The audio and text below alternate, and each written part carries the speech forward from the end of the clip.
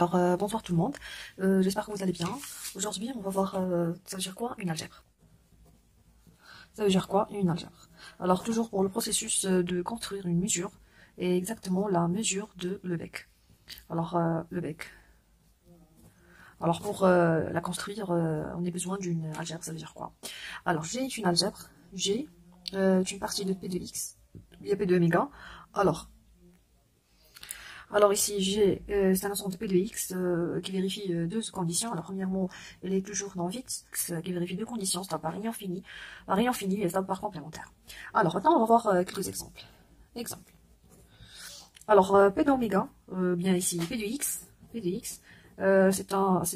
une algèbre. Pourquoi? Parce que deux éléments, deux parties de P de X sont leur réunion reste une partie de P de X. Si je prends un complémentaire d'une partie quelconque, il est reste une partie, alors c'est partie de P de X.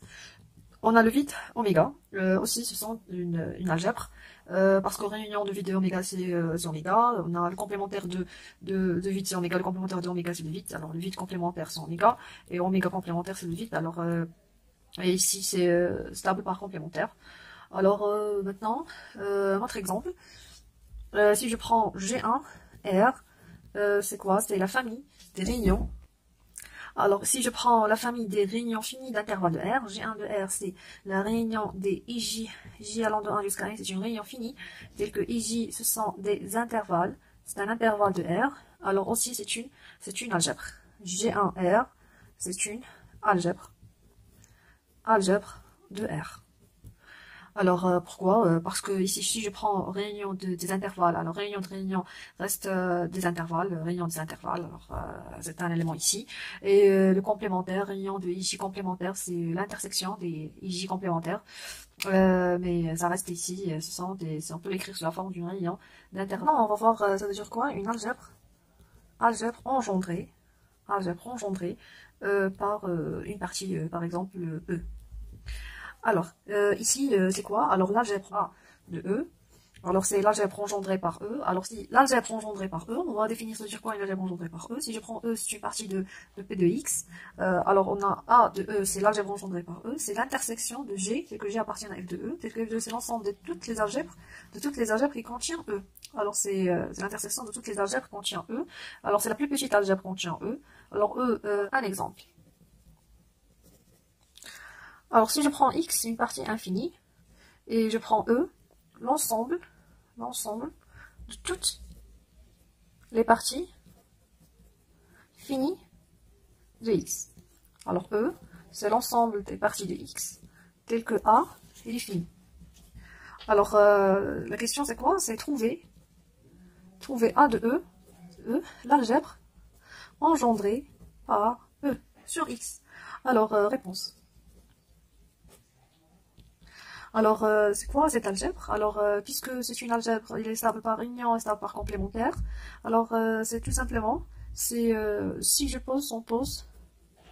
Alors, on pose A, c'est l'ensemble des A inclus dans X, tel que A, il est fini, puisqu'il contient E, alors il contient ça. Mais on sait qu'il est stable par complémentaire. Alors, stable premièrement par union. Alors ici, si je prends deux parties finies, leur réunion reste finie, alors c'est la même chose. Mais il est stable par complémentaire, alors dans ce cas-là, alors ici, elle est stable par complémentaire. Alors dans ce cas-là, on doit aussi ajouter le complémentaire. Alors A est fini, ou bien A complémentaire, il est fini. Alors montrons que c'est une algèbre qui contient, déjà contient E. Alors montrons que A est une algèbre. Alors c'est ça la question. Alors A est non vide, parce que le vide c'est un élément de A, parce qu'il est fini. Et alors ici, montrons qu'elle est stable par complémentaire, c'est-à-dire si soit A appartient à A. Alors montrons que A complémentaire c'est un élément de A. Alors ça veut dire quoi? A complémentaire c'est un élément de A. Ça veut dire soit lui il est fini, ou bien son complémentaire il est fini. Alors ça veut dire quoi? C'est-à-dire quoi? C'est-à-dire soit A complémentaire il est fini, ou bien son complémentaire, A complémentaire il est fini. Alors si on a trouvé ça ou bien ça, alors elle est dans A. Alors soit A appartient à A, tel que A est fini. Alors on va prendre A est fini. Alors si A il est fini, alors on doit montrer que A complémentaire est fini, ou bien ça il est fini. Alors on sait que A complémentaire, c'est quoi? C'est A. Alors dans ce cas-là, A, elle est comment? Il est fini. Alors A complémentaire, il est fini. Alors ça, il vérifie. D'où, on peut dire que A complémentaire, c'est un élément de A. Et si je prends A appartient à A complémentaire, il est fini. Alors, elle est déjà, alors A complémentaire, elle est dans A, alors rien à vérifier. Alors maintenant, on va voir la stabilité par réunion. C'est-à-dire, soit A, B appartiennent à A. Alors, montrons que A union P appartient à A. C'est-à-dire que soit A union P, il est fini, ou bien A union P complémentaire, elle est finie. Soit ça, soit ça. Alors, dans ce cas-là, on va prendre deux cas. Alors, le premier cas et le deuxième cas. Alors, le premier cas, c'est quoi? Alors, le premier cas, c'est quoi? Si A et B sont finis. Alors, A union P, réunion des intervalles finis, alors reste fini. Dans ce cas-là, A union P, c'est un élément de A. Si l'un des deux, il est infini. Alors, si l'un des deux, il est infini, alors son complémentaire, il est fini. Alors, si A complémentaire ou bien P complémentaire sont finis. Alors, si l'un des deux sont finis, alors on a A union P.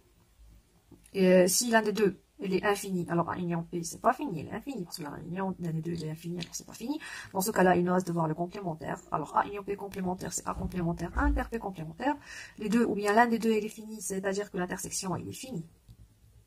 Alors, dans ce cas-là, A union P, d'où A union P appartient à A, parce que son complémentaire, il est fini. Et on sait que ce A, qu'on sait que A contient E, alors on a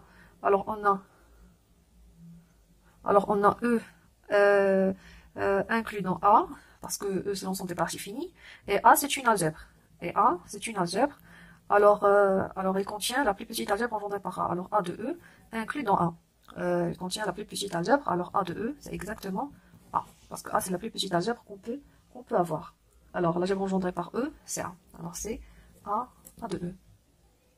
Bon, pour votre attention, la prochaine séance, on va voir un autre exemple d'une algèbre très très intéressant. Et merci pour votre attention. À bientôt.